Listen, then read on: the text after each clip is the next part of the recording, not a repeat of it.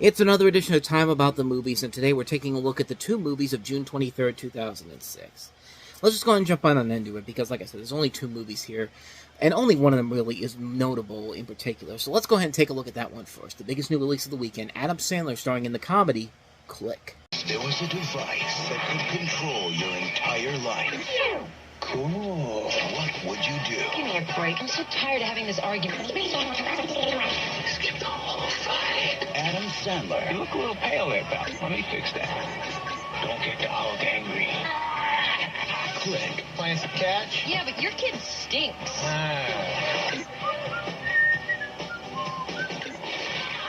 Keep your eye on the ball, kid. Rated PG-13. In the film, you have Adam Sandler playing a workaholic family man who acquires a magic universal remote that enables him to control reality. You have Kate Beckinsale starring as his wife, and Christopher Walken starring as the eccentric stranger who gives Michael the remote. And you also have a cast that includes David Hasselhoff, Henry Winkler, Sean Astin, Julie Kavner. Jonah Hill's also in the movie as well. Directed by Frank Coraci, who worked with Sandler previously on The Waterboy.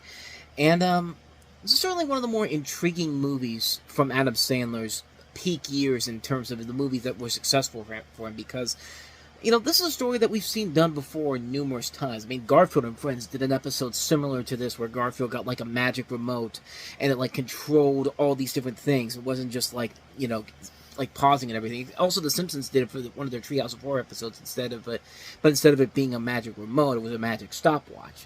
So this is a story that has been done to death several times before, but this movie is very unique and very different, mostly because of what this movie does in particular with some of the things that they do here. You know, Adam Sandler's still doing the Adam Sandler tropes that you used to see from him in general, like the, you know, gotta have his buddies in there, gotta have those scenes with gross out humor, gotta have those scenes of, like, obscene humor and all that type of stuff. That stuff works for that, but there are notable things. What's notable about this particular movie is that when it gets dramatic, it gets super dramatic. And truth be told, the dramatic stuff actually does kind of work, especially the final 30 minutes of the movie, where, you know, Adam Sandler, you know, keeps fast-forwarding through time, and he's getting older, he's getting, you know, and things just keep going around here. He finds out that his dad is dead, and probably the film's best scene in general, where we see Henry Winkler just really giving it his all in this one scene.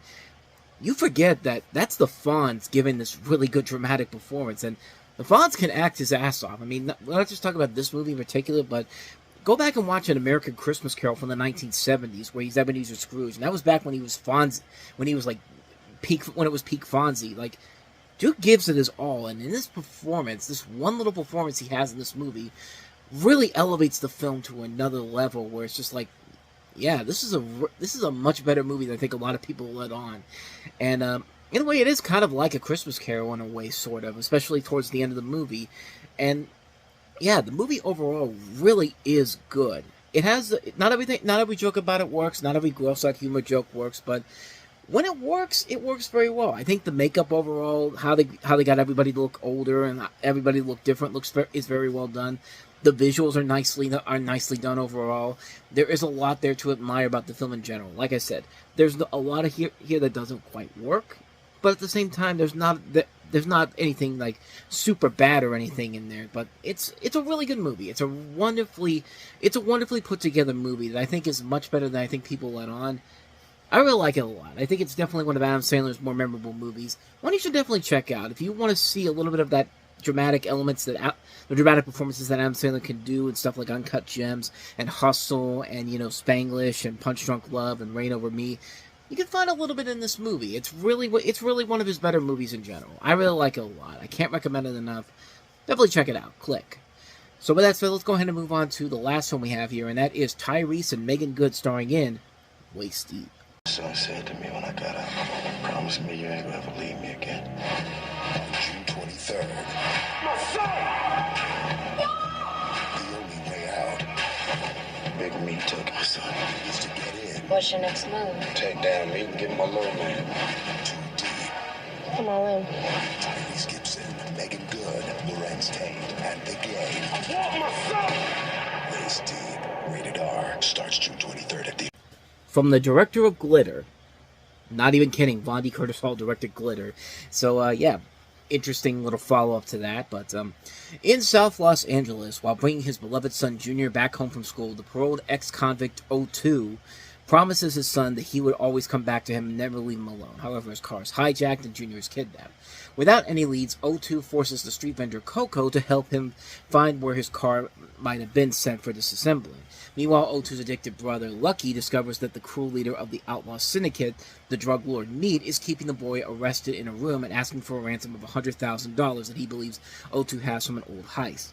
O2 and Coco plot a scheme to put the Pimp P money and Meat against each other and steal their money. So, yeah, it's not just a bit, you know, a little bit of Man on Fire, but it's also a little bit of Bonnie and Clyde. And yeah, these two movies really do not work well together. At least in this movie, it really doesn't. But I mean, I've seen worse, honestly. And Tyrese Gibson and Megan Good are doing the best they can with the role given to them.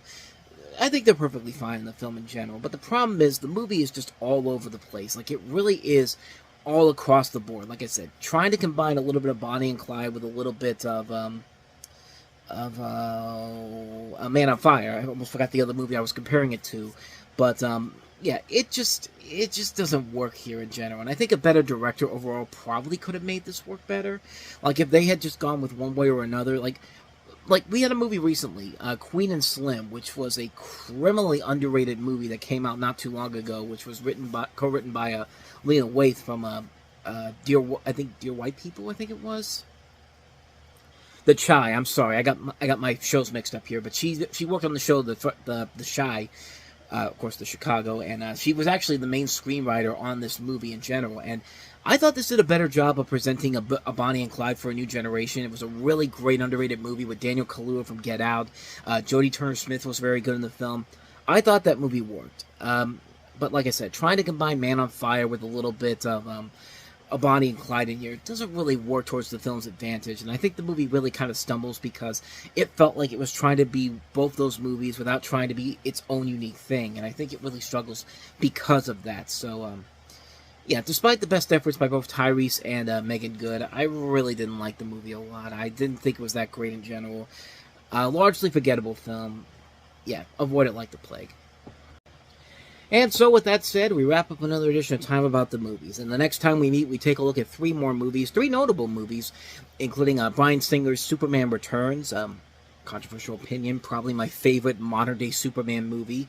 I'll delve more into that on tomorrow's show, but we'll also take a look at Anne Hathaway, Meryl Streep, starring in The Devil Wears Prada, and we also have the big screen adaptation of Strangers with Candy, the Comedy Central TV series, blown up for the big screen. So we'll take a look at those three movies on the next episode. That'll be coming up tomorrow. But as always, thank you so much for watching, and if you want to see more videos like this, please hit the place on the next page, check out the previous episode.